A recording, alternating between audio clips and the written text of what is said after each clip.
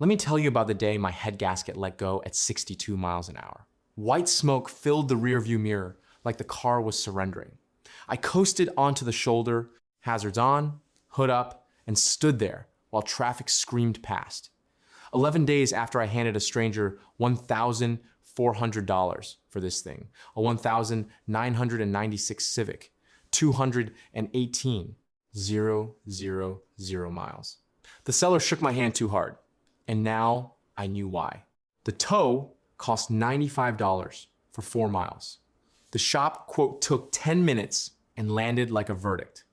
$2, 180. The mechanic didn't even look up when he said the car wasn't worth it. To him, it was arithmetic. To me, it was the only way I got to my warehouse shift. And the warehouse shift was the only way I made rent. And rent was due in, I checked, 16 days. My checking account, $611.40. I counted it twice. Counting doesn't change it. The bus to the warehouse took an hour and 40 minutes. The Civic took 19. That's the whole argument. That night, I typed head gasket replacement Civic into a search bar, expecting to confirm it's impossible. Instead, I found a man in a garage in Ohio doing the entire job across 40 minutes of shaky footage, reciting torque specs like scripture. I watched it 3 times. When I ran the parts math gasket, set $89. Head bolts, $46. Machine shop to resurface the head, $75. Fluids, $52. A socket set from the discount tool store, $67. That's $329 in parts against $2, 180. The gap between those two numbers has a name. The name is labor. Nobody ever told me I'm allowed to keep it. My neighbor Walt, 71, retired coffee on the porch at 6 a.m. sharp, watched me roll the dead Civic into the driveway the next morning. He disappeared into his garage and came back with a torque wrench older than me. He didn't offer to help. He unfolded a lawn chair. "You do it," he said. "I'll watch." For 4 days, he watched.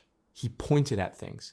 He said torque specs aren't suggestions. So many times I heard it in my sleep. When I cross-threaded a bolt, he made me back it out and start over, even though it probably would have held. Probably isn't a word he uses about engines. Day 4, dusk. I turned the key. It started. It idled rough for 10 seconds, then smoothed out. And I stood in the driveway with busted knuckles and coolant on my only good jeans, grinning at a $1,400 car like it was a miracle. Because it was one, because I performed it. Walt took his wrench back. "Now you know," he said, and went inside. That's the whole ceremony. Monday, a coworker heard the story and asked if I'd do his brakes. I said yes before I knew what to charge.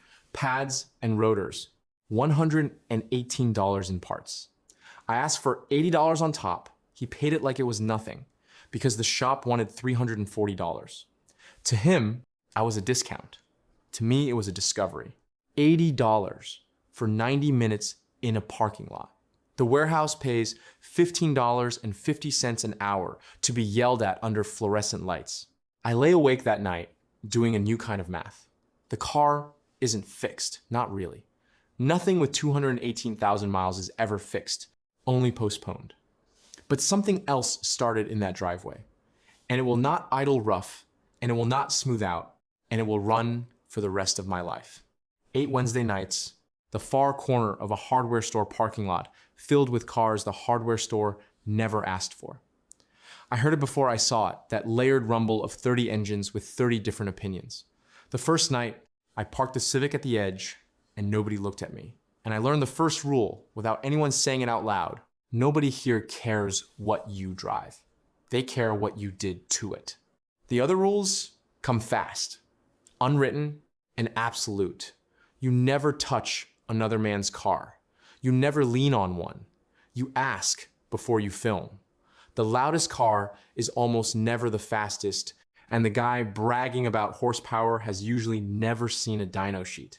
Respect isn't bought in this parking lot. It's bolted on one weekend at a time.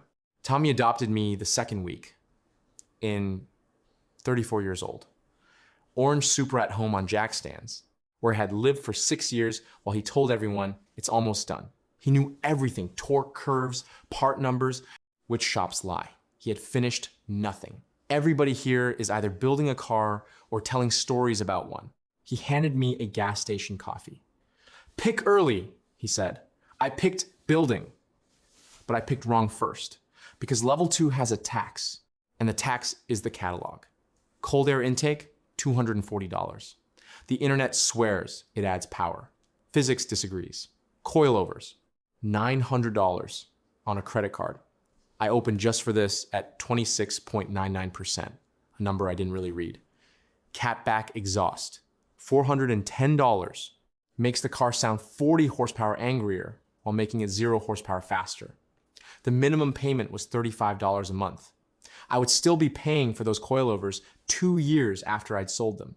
8 months, $2,600 in parts on a $1,400 car. Then, at a red light, a bone stock V6 sedan with a child seat in the back walked away from me like I was parked. Tommy laughed so hard he had to sit down on his own bumper.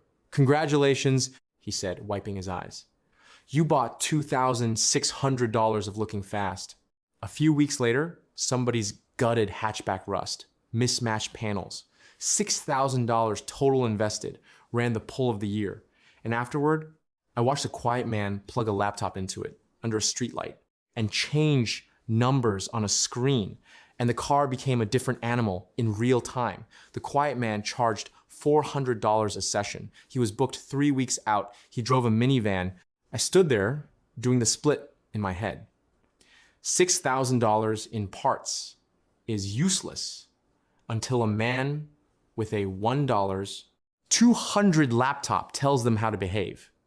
The parts are the body. The tune is the soul. And the soul guy is the only one getting paid. I would think about that split for the rest of my life. Meanwhile, I found the junkyard. D ran the counter at the U-Pull lot, a mountain of a man who did crossword puzzles and missed nothing. I showed up so many Sundays with my own tools and correct change that he started letting me walk the rows 20 minutes before open. Half-price Wednesdays became my religion. An alternator is $210 new and $30 out of a wreck. If your hands know what they're doing, your hands are learning. Then one afternoon, D pointed his pen at a crashed Integra in row 6. Clean drivetrain, ruined shell. Yard was crushing it Friday. 500 takes the whole thing, he said. I borrowed a trailer. I spent 6 weeks parting it out online after work engine, transmission, seats, headlights, down to the ashtray, $1, 900 total in envelopes, and payment pings, $500 in, $1, 900 out. I read that math again and felt something click into place, cold and clean. Parts depreciate, knowledge compounds. I stopped buying shiny things. I started buying broken ones. The list. The text came from a number with no name saved. An address, a time 1:40 a.m., and one word. Industrial. There's a list in this city. 10 cars. Everyone knows the order, and nobody has ever written it down. It lives. This book is called Level 1. It's not about cars. It's about the gap between what you think is possible and what you can actually do. Click the link below, get the book, and start building your own miracle.